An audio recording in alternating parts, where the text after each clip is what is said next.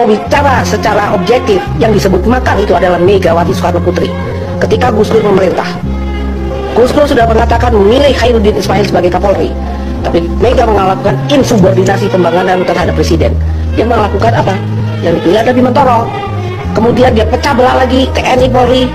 Moncongnya yang namanya waktu itu Jenderal Amizat sebagai KSAD, saya ingat sekali, karena saya ada di sana waktu itu sama Gus Dur. Itu moncongnya sudah diarahkan ke istana. Itu yang namanya makar, unsurnya masuk, menggunakan kekuatan bersenjata. Nah sedangkan kami ini apa? Selama pengajuan untuk perubahan ketatanegaraan itu tidak bisa dipidana. Saya melakukan itu.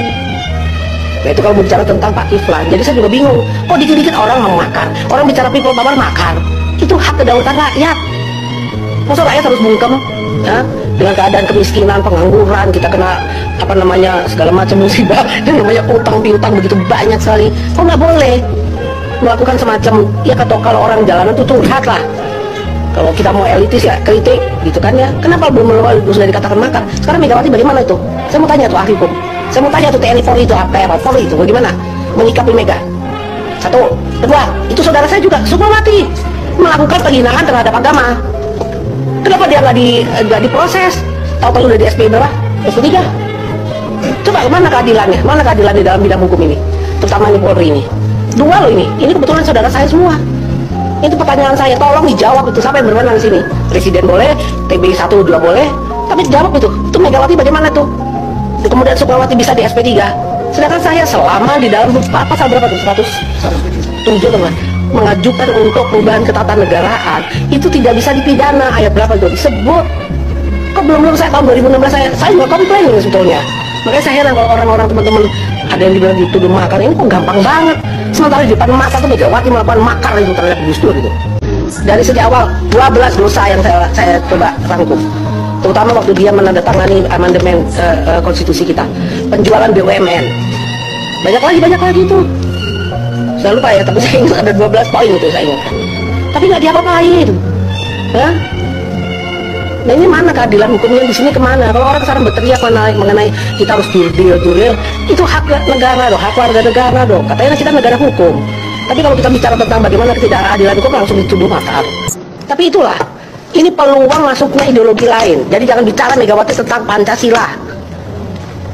Ketidakadilan, kemiskinan, pengangguran dan lagi sebagainya. Dan ini adalah buah daripada amandemen menjadi demokrasi kita liberal kapitalistik nih.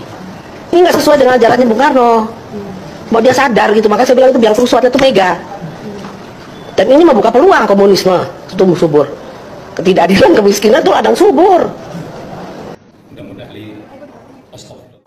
Dari semua kasus korupsi terakhir di KTP, ini yang luar biasa adalah kasus BLBI yang menyengsarakan rakyat sampai hari ini.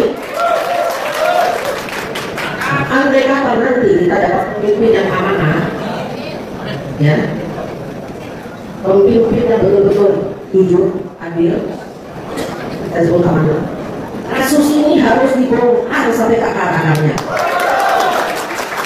Percuma kita memilih presiden kalau kasus-kasus yang membicarakan rakyat ini tidak dibongkar. Sampai hari ini sudah 70.000 triliun negara dirugikan, rakyat dirugikan karena tiap tahun harus membayar 7 triliun untuk menutupi para penunggak pengemplang pajak, para koruptor pada kasus BLBI tersebut. Sekarang kita bicara tentang sudah ditangkap katanya apa?